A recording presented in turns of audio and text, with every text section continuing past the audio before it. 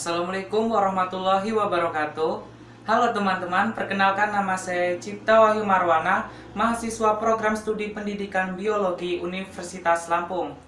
Oke teman-teman, pada kesempatan kali ini saya akan menjelaskan salah satu kingdom yang ada pada biologi, yaitu kingdom fungi. Seperti yang teman-teman ketahui bahwasanya dahulu kingdom fungi ini masuk ke dalam satu kerajaan dengan tumbuhan. Nah, untuk klasifikasi selanjutnya, fungi ini mempunyai kerajaan ataupun kingdom tersendiri. Oke, selanjutnya kita masuk ke ciri-ciri umum. Yang pertama, fungi termasuk organisme eukariotik karena memiliki membran inti pada nukleusnya. Yang kedua, dinding selnya tersusun dari zat kitin, berbeda pada tumbuhan yang tersusun atas selulosa dan pada bakteri disusun oleh peptidoglikan. Yang ketiga, tidak memiliki klorofil. Itulah mengapa teman-teman tidak pernah menjumpai jamur dengan warna hijau, ya kan? Yang keempat, bersifat heterotrof.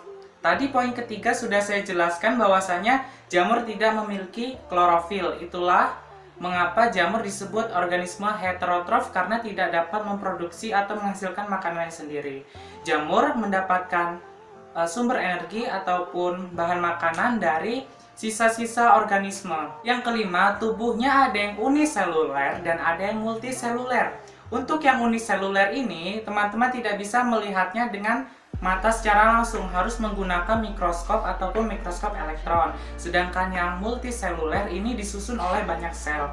Jadi kebanyakan fungi yang berjenis atau yang udah multiseluler ini kebanyakan teman-teman bisa melihatnya secara langsung tanpa alat bantu berupa mikroskop seperti itu. Yang keenam, reproduksi secara seksual dan aseksual. Untuk reproduksi aseksualnya itu bisa pembentukan tunas, sedangkan pada reproduksi seksualnya ini bisa pembentukan spora. Nanti saya akan membahas mengenai askospora, zigospora, dan sebagainya. Yang ketujuh, berhabitat di tempat yang lembab. Oke, tadi itu adalah ciri-ciri umum dari fungi. Selanjutnya saya akan menjelaskan mengenai klasifikasi fungi.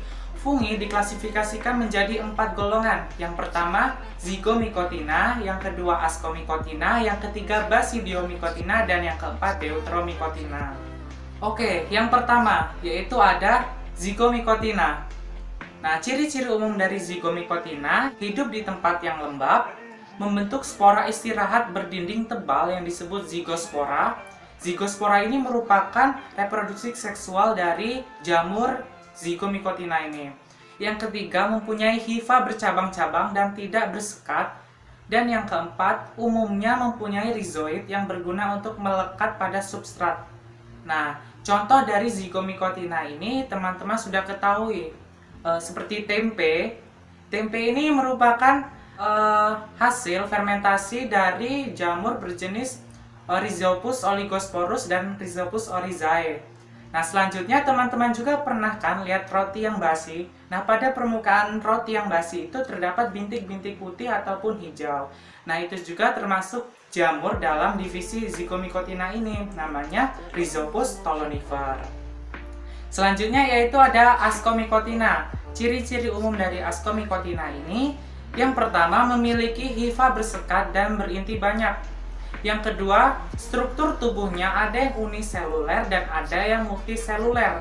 Nah, untuk jamur yang Ascomycotina ini, terkadang strukturnya atau pada umumnya strukturnya berbentuk seperti kipas.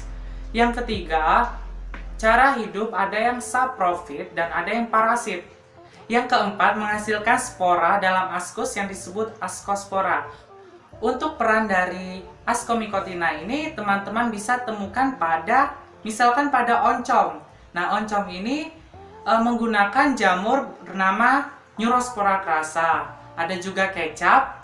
Kecap ini menggunakan Aspergillus wenti dan Aspergillus shoyae.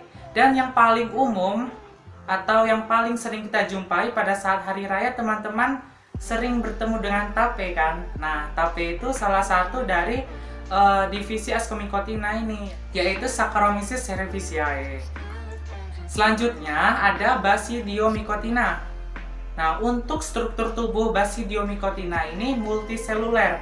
Jadi teman-teman bisa melihatnya tanpa menggunakan alat bantu berupa mikroskop. Memiliki hifa bersekat, Cara hidupnya ada yang saprofit dan parasit, mempunyai badan buah yang disebut basidiokarp, dan spora seksualnya itu bernama basidiospora.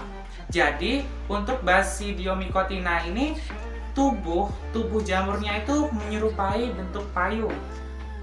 Nah, untuk kehidupannya sehari-hari, teman-teman paling sering menemukan jamur Basidiomycotina ini. Contohnya yaitu jamur tiram, Pleuratus sp, jamur kuping, Auricularia polytricha, dan jamur merang, Volvariella volvaceae. Selanjutnya yaitu Deuteromycotina. Ciri-ciri dari Deuteromycotina yaitu memiliki hifa bersekat dan dinding selnya dari zat kitin. Yang kedua, jarang membentuk tubuh buah dan berukuran mikroskopis. Jadi untuk klasifikasi yang Deuteromycotina ini kebanyakan organismenya adalah mikroskopis. Yang ketiga, hidup sebagai saprofit dan parasit. Yang keempat, reproduksi seksualnya belum ditemukan.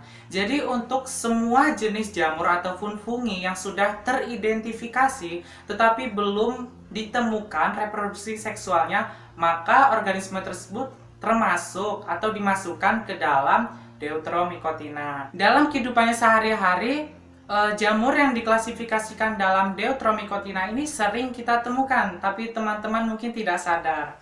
Nah, Deuteromycotina yang sering kita temukan itu biasanya berupa parasit pada tubuh kita nih, pada manusia, yaitu panu misalkan. Panu itu merupakan jamur yang termasuk dalam Deuteromycotina. Nama organismenya adalah Tinea versicolor. Oke teman-teman, itulah tadi penjelasan saya mengenai salah satu kingdom, yaitu fungi ataupun jamur. Terima kasih. Wassalamualaikum warahmatullahi wabarakatuh.